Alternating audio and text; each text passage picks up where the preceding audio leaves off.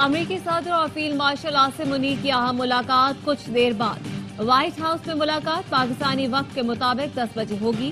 Donald Trump field marshal Asim Munir کے اعزاز میں ظہرانہ دیں گے۔ ترجمان وائٹ ہاؤس کا کہنا ہے نائب امریکی صدر اور ٹرمپ انتظامیہ کے اہم عہدیدار بھی شریک ہوں گے۔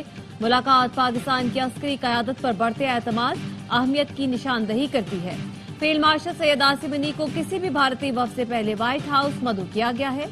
وائٹ ہاؤس مدعو کرنا امریکی خارجہ پالیسی میں پاکستان کی اسٹریٹجک ترجیح کا واضح اشارہ ہے۔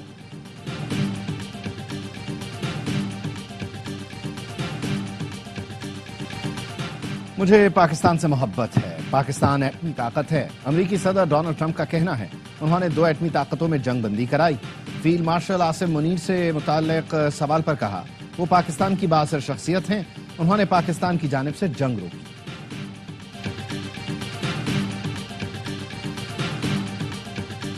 وزیراعظم کی فیلڈ مارشل کی امریکہ میں مقیم پاکستانیوں سے خطاب کی تعریف۔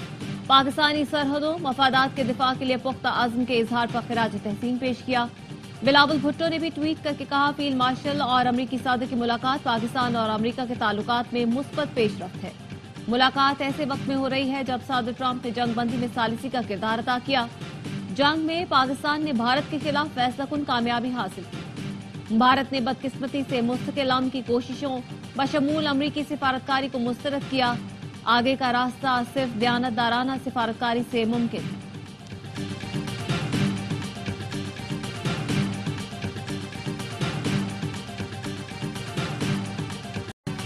ایران غیر مشروط سرنڈر کر دے، امریکی صدر ٹرمپ کی پھر دھمکی۔ دعویٰ کیا ہم نے ایران کی دفاعی صلاحیت ختم کر دی، اب وہ بات کرنا چاہتے ہیں۔ میں نے جواب دیا بہت دیر ہو چکی، پہلے جب موقع تھا تب کیوں بات نہیں کی۔ آئندہ ہفتے انتہائی اہم ہو سکتا ہے، اس سے پہلے بڑی کارروائی ہو۔ امریکہ ایران کی جوہری تنصیبات پر حملے کرے گا یا نہیں ابھی کچھ نہیں کہہ سکتا۔ روسی صدر کے ثالثی کے پیغام پر کہا پیوٹن کو کہہ دیا پہلے اپنی جنگ دیکھ لو، بعد میں ایران اسرائیل کی فکر کرنا۔ ایران کے سپریم لیڈر کا ہتھیار ڈالنے سے انکار، خامنائی نے ٹرمپ کو جواب میں کہا ایرانی قوم کسی کے سامنے نہیں جھکے گی، اسرائیل نے بڑی غلطی کی ہے جس کی سزا ضرور ملے گی۔ ایرانی سپریم لیڈر آیت اللہ خامنائی کا قوم سے خطاب، کہا امریکہ کا کوئی بھی حملہ سنگین اور ناقابل تلافی نتائج کا باعث بنے گا۔ مسلط کردہ جنگ یا امن قبول نہیں کریں گے۔ صہیونی دشمن کے کمزور پڑنے پر امریکہ کے دوست معاملے میں کود پڑے۔ کہا ایران کے پاس جوہری ہتھیار نہیں، اسے حملے کی بنیاد بنانا جائز نہیں۔ ایرانی قوم بہادری سے ڈٹی ہوئی ہے۔ ایرانی مسلح افواج کو حکام اور قوم کی مکمل حمایت حاصل ہے۔ اسرائیل نے برادر ملک ایران کے خلاف کھلی جارحیت کی۔ ایران اسرائیل جنگ سے پیدا ہونے والی صورتحال تشویشناک ہے۔ وزیر اعظم شہباز شریف کا وفاقی کابینہ اجلاس سے خطاب، کہا ایرانی صدر سے گفتگو میں پاکستان کی جانب سے مکمل یکجہتی کا اظہار کیا۔ عالمی برادری ایران اور اسرائیل میں فوری جنگ بندی کے لیے کردار ادا کرے۔ یہ جنگ نہ صرف خطے بلکہ دنیا کے لیے بھی انتہائی خطرناک ہے۔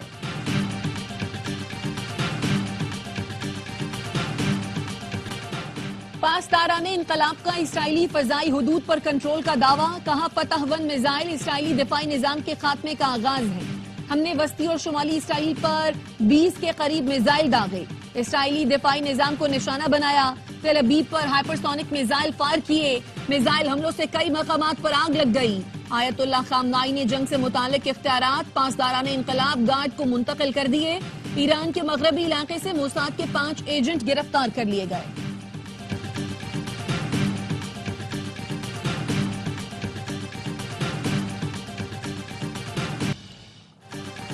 اسرائیل کا مغربی ایران میں 25 لڑاکا طیاروں سے 40 مقامات پر حملہ۔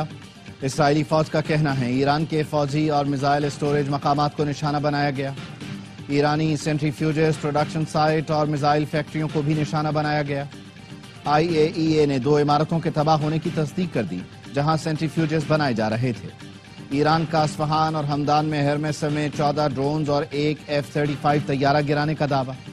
امریکی ہیومن رائٹس گروپ کا کہنا ہے اسرائیلی حملوں میں اب تک 585 ایرانی شہید، 1300 زخمی ہو چکے۔ شہداء میں 239 افراد عام شہری ہیں۔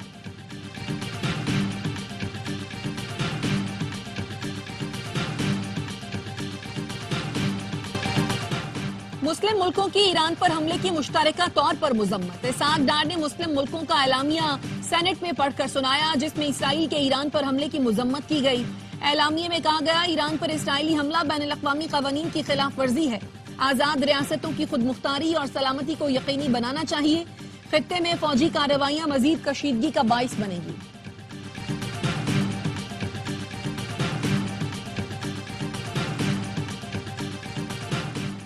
نیتن یاہو ظلم میں ہٹلر کو بہت پیچھے چھوڑ چکے۔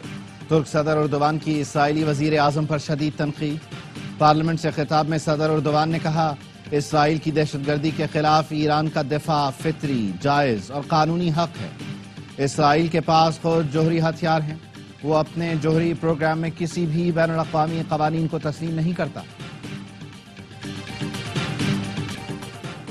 متحدہ عرب امارات کا ایرانی عوام کی حمایت کا اعلان۔ اماراتی صدر شیخ محمد بن زائد ال نہیان کا ایرانی ہم منصب کو فون، کہا موجودہ حالات میں ایران اور اس کے عوام کے ساتھ ہیں، صورتحال پر قابو پانے کے لیے فریقین سے رابطے کر رہے ہیں۔ یو اے ای کا سلامتی کونسل سے اسرائیل ایران تنازع فوری حل کرانے پر زور۔ روسی صدر پیوٹن کا اماراتی صدر سے ٹیلی فونک رابطہ۔ ایران اسرائیل جنگ پر گہری تشویش کا اظہار۔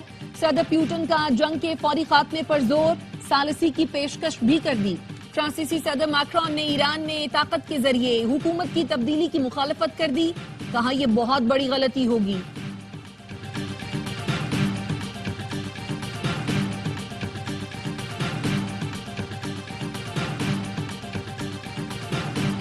بھارت کی ہٹ دھرمی برقرار، پاک بھارت کشیدگی کم کرنے کے لیے امریکہ کی ثالثی قبول کرنے سے پھر انکار۔ بھارتی سیکریٹری خارجہ وکرم مسری نے کہا امریکی صدر اور بھارتی وزیر اعظم کے درمیان فون پر بات ہوئی۔ مودی نے ٹرمپ سے کہا بھارت پاکستان سے تنازع پر نہ تیسرے فریق کی ثالثی قبول کرتا ہے نہ کرے گا۔ اس وقت کسی قسم کے مذاکرات کی ثالثی کی کوشش کی گنجائش نہیں۔ جنگ بندی کے بعد بھارت اور پاکستان کے درمیان براہ راست فوجی چینلز کے ذریعے ہوئی۔ وائٹ ہاؤس نے دونوں رہنماؤں کے درمیان بات چیت پر کوئی بیان نہیں دیا۔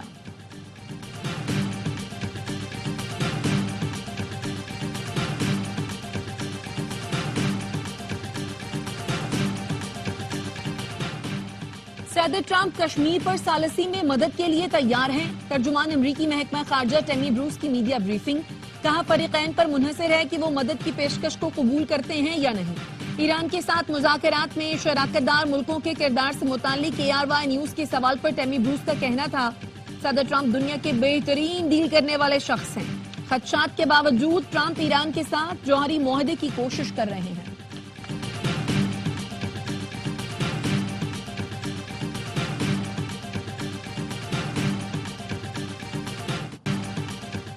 ایرانی نیوکلیئر سائٹس پر حملہ کرنا چاہیے یا نہیں، امریکہ کی قومی سلامتی کونسل میں اتفاق نہ ہو سکا۔ ہنگامی اجلاس 1 گھنٹہ 20 منٹ جاری رہا۔ ایران کی جوہری تنصیبات پر حملے کے امکان پر تبادلہ خیال کیا گیا۔ ایک ممکنہ ہدف فردوں میں یورینیم کی افزودگی کا مقام بھی ہو سکتا ہے، جسے تباہ کرنے کی صلاحیت صرف امریکہ کے پاس ہے۔ امریکی صدر اور فیلڈ مارشل کی ملاقات میں بانی PTI کا کوئی ذکر نہیں آئے گا۔ سپہ سالار ملک کے لیے خوشخبریاں لا رہے ہیں۔ سینیٹر فیصل واڈا کی پارلیمنٹ ہاؤس کے باہر میڈیا سے گفتگو، کہا PTI نے امریکہ میں احتجاج سے لاتعلقی ظاہر کی، جو اچھا اقدام ہے۔ 4-6 آدمیوں کی بات نہیں، ملک کو بدنام کرنے کی بات ہے۔ تحریک انصاف بھی PTI پاکستان بن گئی ہے۔ فیلڈ مارشل کا دورہ امریکہ ناکام بنانے کے لیے حربے استعمال کرنے والوں کے لیے شرم سے ڈوب مرنے کا مقام ہے۔ وزیر اطلاعات پنجاب عظمہ بخاری کہتی ہیں فیلڈ مارشل کی حکمت عملی سے پاک فوج نے بھارت کو منہ توڑ جواب دیا۔ ٹرمپ مودی کے بہت زیادہ قریب تھے، جو آج پاکستان کی بات کر رہے ہیں۔ سولر پینل پر سیلز ٹیکس لگے گا، حکومت نے پیپلز پارٹی کی تجویز پر ٹیکس کی شرح 18 کی بجائے 10% کر دی۔ نائب وزیر اعظم اسحاق ڈار نے اسمبلی میں بات کرتے ہوئے کہا کہ PIDCL کمپنی اب صرف سندھ میں نہیں بلکہ پورے ملک میں PWD کے منصوبے مکمل کرے گی۔ ڈیجیٹل آمدنی پر ٹیکس صوبوں کا حق ہوگا۔ پاک بحریہ کا سمندر میں زخمی بھارتی عملے کو بچانے کے لیے کامیاب ریسکیو آپریشن۔ لائبیریا کے آئل ٹینکر نے مدد کی درخواست کی تھی۔ JMICC نے ہنگامی کال پر فوری ریسکیو آپریشن کر کے زخمی بھارتی اہلکار کو کراچی منتقل کیا۔ ISPR کا کہنا ہے کہ ریسکیو آپریشن قومیت سے بالاتر پاک بحریہ کی پیشہ ورانہ قابلیت کا عکاس ہے۔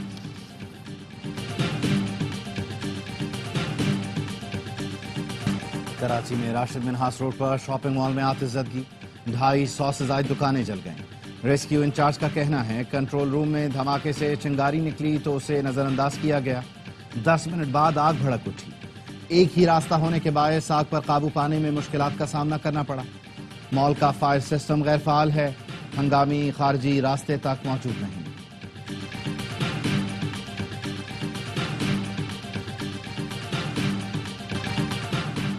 رہائش کے اعتبار سے کراچی دنیا کا چوتھا بدترین شہر قرار، 173 شہروں میں کراچی کا 117واں نمبر۔ اکانومسٹ انٹیلیجنس یونٹ نے گلوبل سروے جاری کر دیا۔ میئر کراچی مرتضی وہاب کا رد عمل، کہا کراچی اگر اتنا برا ہوتا تو یہاں 3 کروڑ لوگ نہ رہتے۔ بہتر زندگی کے لیے آج بھی لوگ کراچی کا رخ کر رہے ہیں۔ میرا شہر شاندار تھا، ہے اور رہے گا۔ MKM پاکستان کا کراچی کو کمرشل کیپٹل ڈکلیئر کرنے کا مطالبہ۔ خواجہ اظہار الحسن نے کہا جب 70% کراچی وفاق کا ہے تو 30% پر ہم کیوں لڑ مر رہے ہیں؟ کراچی کا بھلا کرنا ہے تو لاہور کی طرح میٹروپولیٹن بنا دیں، اسلام آباد کے ساتھ کراچی کو کمرشل کیپٹل ڈکلیئر کریں۔ کیا نیدرلینڈز اور ملیشیا میں 2 کیپٹل نہیں؟ مورو میں پرتشدد مظاہرے اور صوبائی وزیر داخلہ کا گھر جلانے کی ابتدائی تحقیقات مکمل۔ رپورٹ کے مطابق نوشہر و فیروز میں کالعدم DSN متحدہ محاذ متحرک ہو چکی۔ تھانہ لغاری کی حدود میں قائم اسکول میں ذہن سازی کی جاتی رہی۔ نہروں سے متعلق احتجاج میں کالعدم جماعت کھل کر سامنے آئی، پولیس مظاہرین کو روکنے میں ناکام رہی۔ بلوچستان حکومت نے کوئی نیا ٹیکس نہیں لگایا، بجٹ میں ترقیاتی منصوبوں کے لیے خطیر رقم رکھی ہے۔ ترجمان صوبائی حکومت شاہد رند کی پوسٹ بجٹ کانفرنس، کہا 8 شہروں میں سیف سٹی کے لیے 18 ارب روپے مختص کیے، اخراجات میں کمی اور آمدن کو 124 ارب تک بڑھانے کی کوشش کر رہے ہیں۔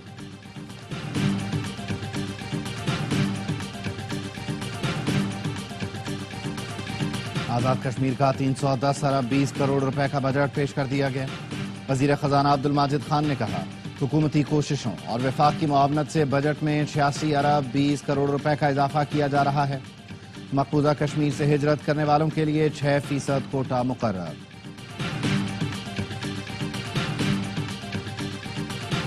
بار اور بینچ کو کوئی علیحدہ نہیں کر سکتا، ہمارا ہر اقدام قانون کی حکمرانی کے لیے ہوگا۔ Chief justice of Pakistan justice Yahya Afridi کا پشاور میں تقریب سے خطاب، کہا ہم اپنے بڑوں کو نہیں بھولے، نوجوانوں کو بھی بڑوں کو فالو کرنا ہوگا۔ اور عطا آباد جھیل میں سیوریج کا پانی شامل کرنے پر ہنزا میں واقع ہوٹل کا ایک حصہ سیل، 15 لاکھ روپے جرمانہ۔ غیر ملکی سیاح نے سوشل میڈیا پر ویڈیو پوسٹ کی تھی جس میں ہوٹل کے سیوریج کا پانی عطا آباد جھیل میں شامل ہوتے دکھایا گیا تھا۔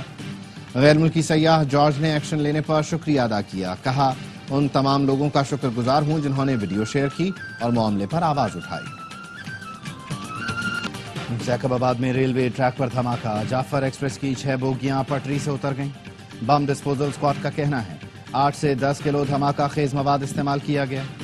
چاغی کے نواحی علاقے نوکچاہ میں ریلوے ٹریک کی بحالی کا کام دوسرے روز بھی جاری۔ ٹریک بند ہونے سے کوئٹہ سے تفتان مال بردار ٹرینیں رکی ہوئی ہیں۔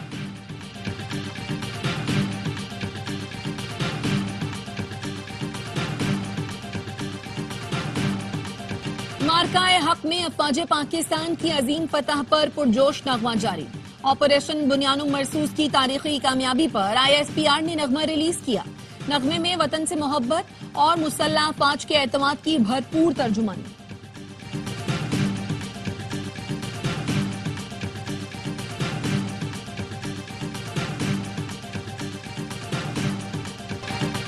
غزہ کی صورتحال انسانی بحران نہیں، انسانیت کا زوال اور عالمی ضمیر پر دھبا ہے۔ جنرل اسمبلی کے ہنگامی اجلاس سے پاکستان کے مستقل مندوب عاصم افتخار کا خطاب، کہا قحط کا خدشہ بھی منڈلا رہا ہے، عالمی برادری کو خاموش نہیں رہنا چاہیے۔ اسرائیل کے غزہ پر وحشیانہ حملے، 24 گھنٹے میں مزید 89 فلسطینی شہید۔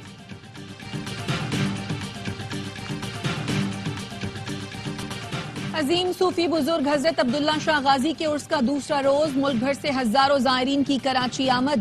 کلفٹن میں مزار پر حاضری، حضرت عبداللہ شاہ غازی کو نذرانہ عقیدت پیش کیا۔ ہاکی نیشنز کپ میں پاکستان اور نیوزی لینڈ کے درمیان مقابلہ کچھ دیر بعد ہوگا۔ جیت کی صورت میں پاکستان ٹاپ 4 کے لیے کوالیفائی کر جائے گا۔ ایونٹ میں نیوزی لینڈ ناقابل شکست، دونوں گروپ میچ جیتے۔ پاکستان کا ملیشیا کے خلاف میچ ڈرا رہا، جاپان کو شکست دی۔ ہیڈ کوچ طاہر زمان کہتے ہیں امید ہے ٹیم اچھا پرفارم کر کے سیمی فائنل میں جگہ بنائے گی۔